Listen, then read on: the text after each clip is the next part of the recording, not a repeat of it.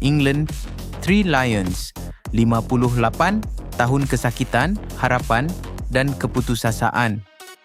Pasukan yang dibebani bintang Premier League Harry Kane, Jude Bellingham, Bukayo Saka, Phil Foden.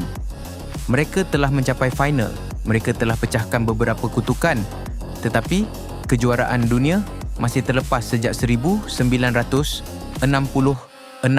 Ghana Black Stars, pasukan yang hampir menjatuhkan Uruguay pada momen paling kontroversi 2010. Mereka kembali dengan Mohamed Kudus memimpin generasi yang berani dan tidak takut nama besar.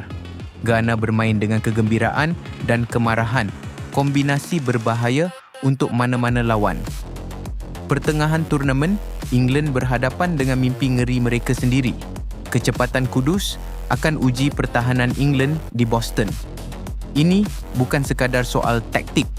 Ini tentang sama ada England mampu tangani intensiti dan kecepatan Afrika. Satu kesilapan sahaja dan kehancuran media England bermula. Ghana percaya mereka boleh mengejutkan dunia. England takut mereka mungkin betul.